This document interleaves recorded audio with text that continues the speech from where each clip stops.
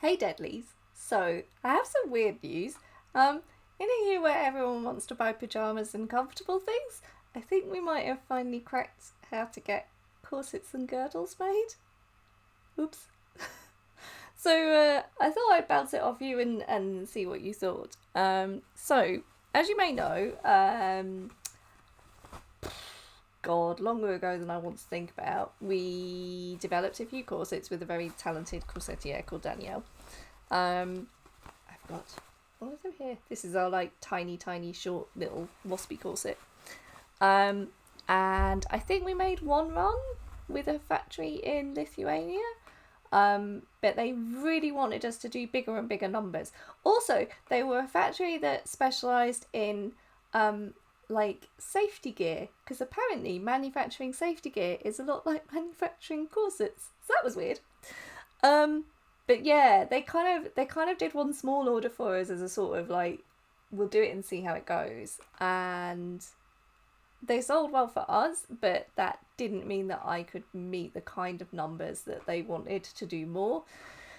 And so, regrettably, we parted ways. And for ages, we've had corsets on the website, a few years now, I think, where basically, if you order a corset, then Lou will go to our little workshop in Sheffield, in Yorkshire, in the UK, and she will make it one at a time, just for you.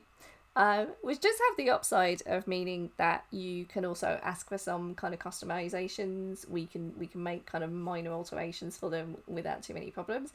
But it has a downside of that we are not getting any economies of scale. So if you make things one at a time, they inevitably end up more expensive than if you make like even just 12 at a time, or preferably 200. Um, I'm not saying we're going to make 200 corsets at a time because I think it's really unlikely that a business our size would get through them. But we did speak to a corset factory who were happy to do smaller numbers. There are some upsides and downsides to that.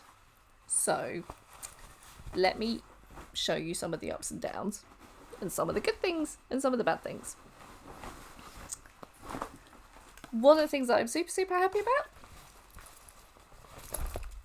it's a fan lace girdle and it's commercially produced. I think this might actually be the first commercially produced fan lace girdle in like a solid 50 years or something.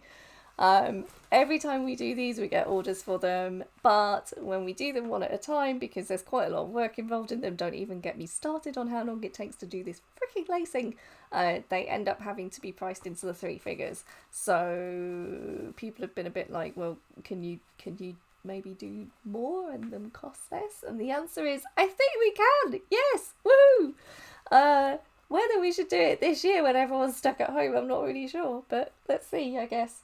What we are thinking of doing is taking out this mesh insert, because the way that they finish the edge on it means that it doesn't actually do anything, it just adds an extra bit of work, and every bit more work is a bit more like pennies on the price. So we'll have a conversation with them about that.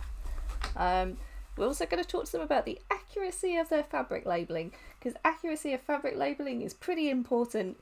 If you sell within the EU, outside the EU it gets a bit wobbly. So they've labelled this as silk and polyester with a denim lining, and I can tell you firstly, it has no lining, though it does have, like, they've used a really nice satin with like a kind of moleskin finish on the inside, which I actually think is lovely. And there's definitely no silk. Like, if there was silk, it would be a lot more expensive. But we're really pleased with like the quality of the grommets and the accuracy of the lacing and all of that stuff, and the colour matching on the ribbon, which we were a bit concerned about, because trying to get gross grain and satin ribbon that matches is sometimes a little bit tricky. It's one of the limitations of making these. And yeah, generally this is good to go. So basically, you can start voting on what colours you want and just generally yelling at me to get that sorted out. Oh, and we put 6 suspender straps on it rather than 4, because I know you'll prefer 6 generally. They will not be detachable. The other one that we're pretty happy about, although I haven't actually been able to put these on a person yet, I'm not shielding, but I'm not exactly like just having random people in and out of my house, because I am disabled, so I do have like twice the average chance of anyone else my age of like dying, and I'd rather not. So I'm being careful, and that means not having random people around to fit corsets on, which means I'm going to send these up to Sheffield to Lou, who's much healthier, and she's going to do it in a hopefully safe and distanced way in the workshop in Sheffield, which is in a building that's well ventilated and fairly empty. So we're hoping that'll all be fine. This pattern was actually developed by Fairy Gothmother, but she has stopped doing corsets herself, so she very, very graciously gifted it to us, which I'm very happy about.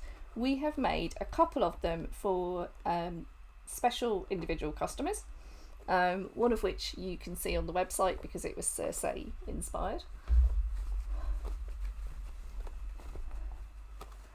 And it's basically a longline corset body with a waistcoat halter top, and this collar is a shawl style collar that folds over, flips. We're generally pretty happy with how this has been done. I will say that the fabrics are not necessarily the fabrics that we would have chosen. We tend to use a very, very high quality bridal wear company that we buy our satins from, our kind of Dupion polyester satin. And then sometimes we make these in silk fabrics, like heavy duty silks. For the price that this factory is prepared to do things for, they are not prepared to do that quality of fabric. So that is the compromise that we would have to make. These will cost less, but the fabrics will, to my mind, not be as nice. They look great. I just personally, I'm a very tactile person, and I'm not like super wild about how these feel. But I quite like the kind of slight iridescence to this wine. And I can't quite tell if they've used a different weight on the top bit or not. So we're waiting to see what that looks like on a person. Again, the boning has all come out fine. So that's like the critical thing on corsets. When we get bad corset manufacturers, you get all kinds of weirdness with how they've done the panels and how they've done the bones. We also got them to do the little tiny corset, the one I showed you before, and they have. So again, good things about this fabric, it comes in lots of different colours, including this rather nice champagne shade. Although I do feel a bit like maybe we shouldn't have lined this in black. I might ask them about that. So there's a champagne shade, which is clearly close to my skin tone. And there is also what they call tea, which I think it has a slight tendency to show up as a little bit olive under certain lights, which I'm not sure what that's about. I think this is just a slightly two-tone fabric depending on which sort of light you've got. So that does bother me slightly. But on the other hand, this shade tea would clearly be quite a good match for some of our black customers and some of our black models. So I'm hoping that that would mean that we could do a proper steel bone corset that actually worked for people who weren't beige. We also asked them to do our day corset. I appreciate that if you're wearing the day corset, because it's got stretchy sides, it was meant to be less intense, less heavy duty corset. So I appreciate that you would probably buy it in just all one colour. But for the purposes of like checking whether the stitching is in the right places and stuff, we got them to do it in green with black sides. Now, I have to confess, this is one of the ones I have a problem with. It's got a good quality zip, which is really crucial for this corset.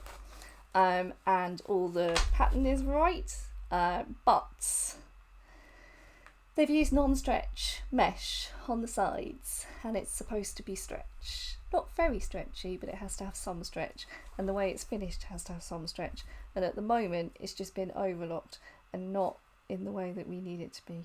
So that's an argument that we need to have with them.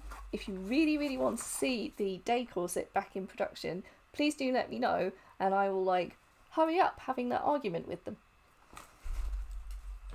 We were also going to drop, originally when we did them, we had a detachable band on the inside, and we've taken that out because asking a factory to sew lots of extra bits so that you can put the band in and then the separate band and then make sure that they get attached together so that they can't come apart during storage is actually quite difficult and tends to go wrong from experience. And then the last one is also a fairy godmother design, or rather an adaptation of a fairy godmother design. She used to do a corset in her, I think it was called the Celine range. It was really nice, like 1920s Art Deco inspired range, and it had a very structural corset in it that had like very like that 1920s Art Deco kind of fan like graphic. I don't know what I'm using. Words, they're very hard. It had a very complicated central panel that gave the impression of 1920s Art Deco stuff. Problem was, that was an absolute nightmare for anybody to sew, so that kept going wrong. So we simplified it and just put a fairly standard central panel on it, and also the same at the back. We took out the fancy bit and we put in a sort of relatively simple to sew shape. The interesting thing about this corset from my point of view, and I don't know if this is showing up, is that the sides are actually just made of elastic. So rather than rely on the vertical panelling of the corset and on waist tape, what's actually happening here is that, I'm trying to think of the best way to describe it. If you've ever worn like gym gear or even like tights where you have like a really thick waistband and it gives you like, it cinches you in at the waist, then this works more like that than like a conventional corset does. And the reason I like it is because it gives you less kind of pressure points, and means that you can move around a lot more. So, and also on me it gives more waist compression than an actual corset does, which is weird, but there you go. So I've always really liked this design, but we've never been able to find anybody that could replicate it in a way that actually kind of worked and looked good and didn't give everybody a headache or take like an unfeasible amount of hours and end up costing a small fortune.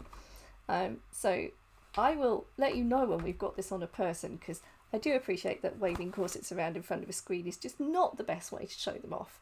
But like I say, couldn't really invite a stranger around to the house, and the person I live with is not really a suitable subject, shall we say, and also said no. I wasn't really expecting them to say yes. Yeah, so let me know which of them that you like the best. Also let me know which colour you like the best. And also let me know if you would buy a corset in a year where we kind of are mostly not going out, unless we have to. And I hope that you're all okay. And yeah, let me know. Speak soon.